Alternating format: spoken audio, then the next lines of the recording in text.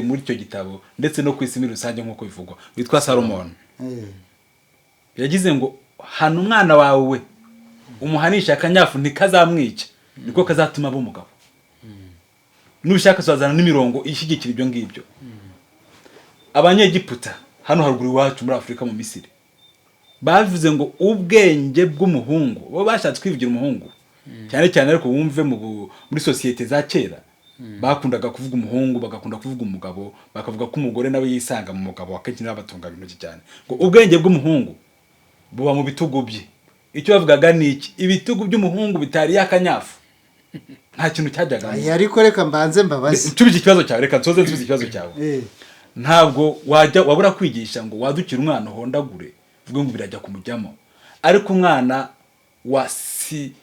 warinzwe inkoni bikaba ari mudakubitwa mudakorwaho muraho ari umuntu uraho ngaho umeze nk'uwambaye imidakubitwa kera hari utuntu twajyaga twambara mu myenda ndabizi ariko reka nguce mu ijambo uwo mwana bamaze turabasuhuje abantu mwese mudukurikiranye kuri channel yacu abo birimo twaje rero nk'abo birimo kugira ngo dukomeze tubabwire ibitekerezo byafasha societe bikayikura hamwe bikayijyana ahandi mu biganiro bitambutse twagiye tuvuga ku ireme ry'uburezi yego tusubika tuvuga ko tuzaza noneho twinjiramo tureba n'uburyo ki factors ni iki kintu gituma dupima ko ireme ry'uburezi rihari cyangwa se ridahari ibyo rwose ibyo twasorejeho ntekereza rero nahoze ntekereza hari ibintu kera byabagaho turerwa yego ubu ubona bidagihari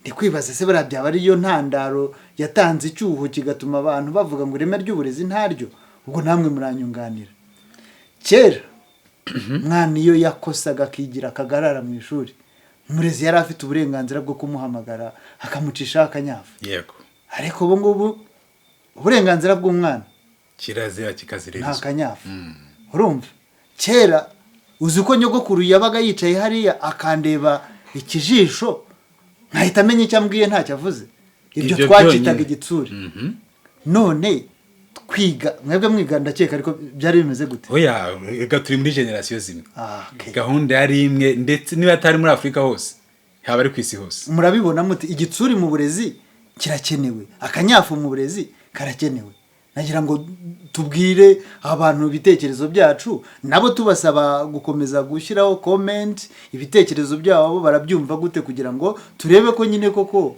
gukemanga ireme ry'uburezi byahagarara bikazamuka tubwire urakoze cyane bwana Felicien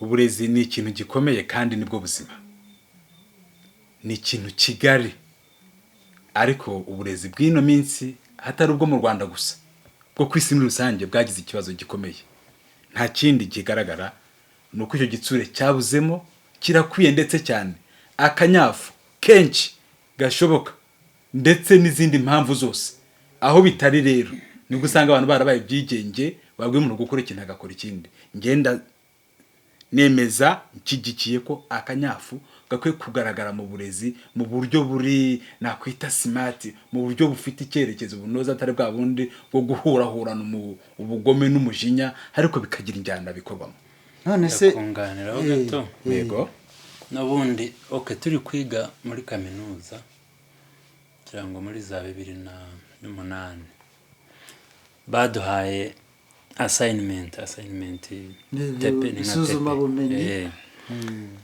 baduha ikibazo kimeze gutya spare the rod and spoil the child discuss jugunya agakoni akanyafu hanyuma wica umwana muhombe kabisa muhombe spoil the child so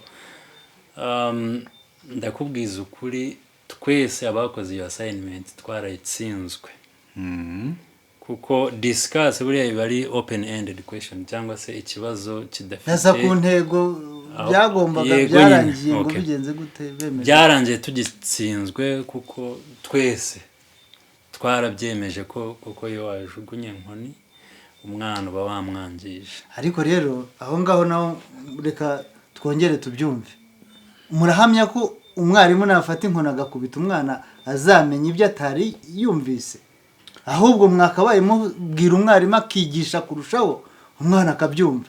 None namuragize inkoni nibwo azumva si ibyo atumvaga. Uretse ikibazo ababene data bakoze mu bushakashatsi bwinshi uzabaze na Bibiliya, igitabo kitwigisha impuhwe, kugira neza, urukundo n'ibindi nkabyo byose. Ariko hari isomo dusanga ryanditswe n'umuhanga waruse abandi muri icyo gitabo ndetse no ku isi muri rusange nk'uko bivugwa, witwa Salomon. Yagize ngo hana umwana wawe umuhanisha akanyafu ntikazamwica, niko kazatuma aba umugabo. Nushaka swazana n'imirongo ishyigikira ibyo ngibyo. Abanyegiputa hano haruguru iwacu muri Afrika mu Misiri bavuze ngo ubwenge bw'umuhungu, bo bashatse kwivugira umuhungu cyane cyane, ariko wumve muri societe za kera bakundaga kuvuga umuhungu, bagakunda kuvuga umugabo, bakavuga ko umugore nawe yisanga mu mugabo, akenshi n'abatunga ibintu cyane. Ngo ubwenge bw'umuhungu buba mu bitugu bye. Icyo bavugaga ni iki? Ibitugu by'umuhungu bitari yakanyafu, nta kintu cyajyaga. Ariko reka mbanze mbabaze, nsubije ikibazo cyawe, reka nsoze nsubize ikibazo cyawe. Ntabwo wabura kwigisha ngo wadukira umwana hondagure vuga ngo birajya kumujyamo, ariko umwana warinzwe inkoni bikaba ari mudakubitwa, mudakorwaho, muraho ari umuntu uraho ngaho umeze nk'uwambaye imidakubitwa. Kera hari utuntu twajyaga twambara mu myenda ngo ndabizi, ariko reka nguce mu ijambo. Uwo mwana bamaze kuba spoiled mu buryo bumwe cyangwa ubundi, ubyemere cyangwa ihaka. Reka nguce mu ijambo gato. Ya rwose ntabwo nanjye mvuga ngo akanyafu, ariko wenda hari ubundi buryo mutari kunsobanura. Uribuka kera ko bakujyanaga ku kibaho rimwe guteranyaho rimwe byakunanira bakagukubita? Uriya mwarimu yabaga afashije icyo byari bitwaye iki? Kandi ukahita ubimenya. None se wavaga ku kibaho yabibwirwaga nuko akubiswa se? Yego. Aha, dore wavaga ikibazo ushobora kutakimenya ko kamwanya bakakubita inkoni bakugeneye 2 cyangwa 3 ukava ku kibaho yenda binagucanze, ndetse ko benshi twavagaho tubikoze. Ariko undi wicaye nawe uzi ko ari uri bukurikire kujya ku icyo kibaho, yahitaga yishyira ubwenge ku gihe, agakurikira akareba uko gikozwe. Igihe hamagawe ku kibaho imbere yagendaga batarinda no kumubaza, amenye ngo 1+1 = 2 automatically.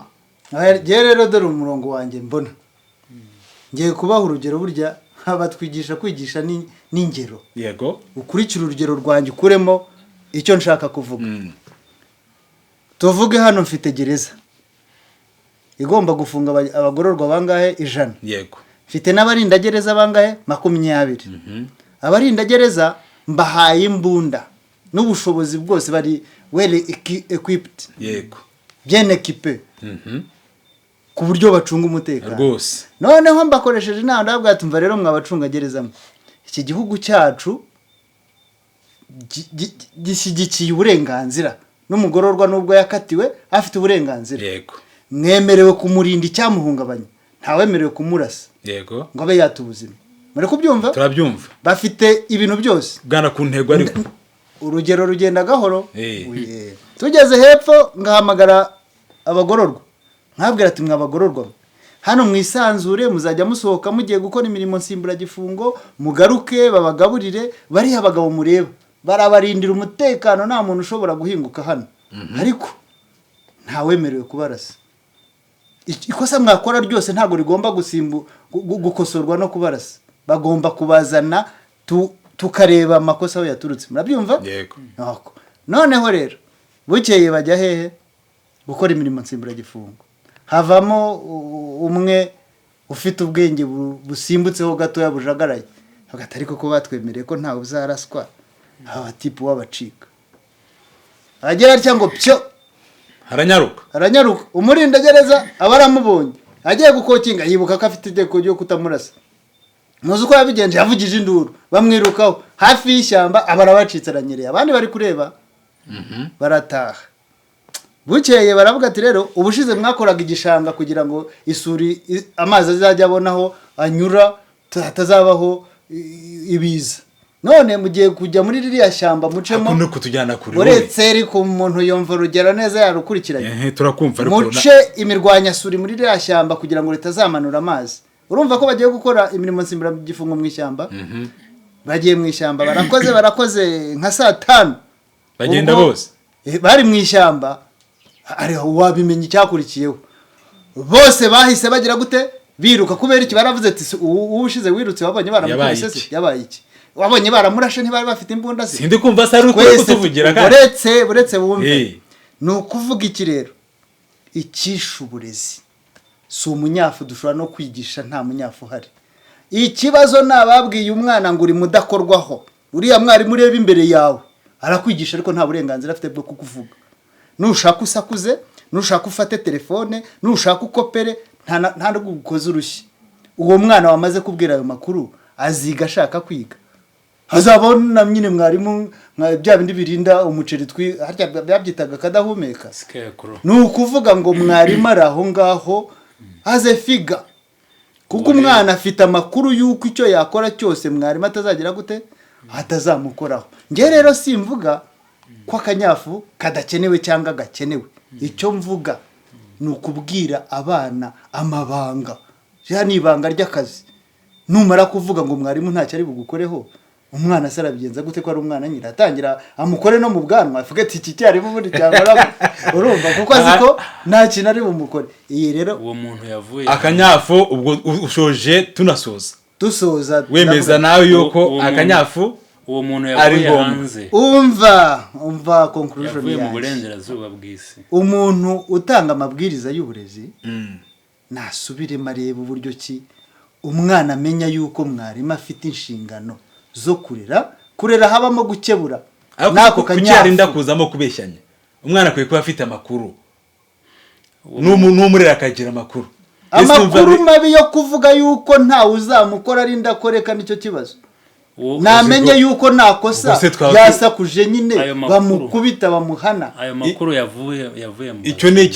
mu bazungu natwe turayafata turayashyira mu bikorwa okay ndumva rero iki kiganiro twasa n'abagishoje tuvuga ko akanyafu si ikibazo ikibazo ni uburyo katanzwe mwibuke ko hari n'umwarimu ushobora kwitwaza ibibazo yagize mu rugo agahohotera umwana ariko uwo mwarimu nakurikiranwe ku giti cye cyangwa afitanye n'umubyeyi yego niba muri make akanyafu si ikibazo ni gatangwe neza gahabwa umwana ye kuba mudakorwaho niwo mwanzuro wawe bwana Medadi reka nawe tubwire kanyafu se koko ntabwo ntandukana urumva hatabaye kukwinyuramo ariko bavuga cyangwa ari bwa buryo bwo kwivuguruzanya mu buryo bumwe cyangwa ubundi kuko n'igihugu cyacu cyangwa navuga baba western bo mu burengerazuba bw'isi ntabwo turikirwa tugomba gukurikiza nubwo twatsinzwe harya ni isuzuma bumenyi ijyanye wavugaga mwakoze muri kaminuza yadutsinze ariko njyewe ndacyatsimbaraye akanyafu karakenewe kuko iyo message uwo muntu wavuze ko kadakenewe yaturutse hanze mbere y'uko uwo muntu aza kuduhwihwisa muri ayo matwi yacu twagakoreshaga kandi byagendaga neza okay rero reka dusoze gutya twari twateruye twinjira mu kanyafu n'igitsura ariko igitsuri twakimye umwanya kugira ngo rero tutarambira abantu ngo niba ibure na message twabahaye ubutaha ndashaka mwese mujyana umukoro muzantandukanyirize igitsuri n'igitugu reka tuboneho tusare n'abadukurikiranaga nabo barabireba mbese akanyafu ubundi gakeneye ku ishuri gusa kuko no mu rugo abana ntibagikinyizwa akanyafu no ku ishuri ntago byabo yewe bavuga ko n'inka zitagikubitwa n'iziragirwa mu biraro ahubwo ngo n'umujura ariba ngo ntakubite reka ntagomba gukorwa kuvuga ko ikinyafu kigomba kujya muri rusange uburere buba no mu rugo ubwo abadukurikiye nabo kandi tunabashimira kuba mwahisemo gukurikirana iki kiganiro twongere tubasabe dushaka gufatanya tukubaka umuryango nyarwanda umuryango nyafurika umuryango muntu muri rusange mbese mu by'ukuri akanyafu katakigera ku mwana mu rugo nikagere no ku matungo n'abajura rumwe baruharwa ntibagiye kubitwe gakwiye kugaruka kagafasha abantu mu kuha imbaraga uburere n'uburezi muduhe akomantere zanyu mu subscribing mu sharing kugira ngo ikiganiro kigere kuri benshi hanyuma tumenye icyo mu by'ukuri dukwiye gukomeza ku impactinga mu bantu muri rusange urakoze cyane tubashimire bye ubu mugoroba mwiza kuri mwese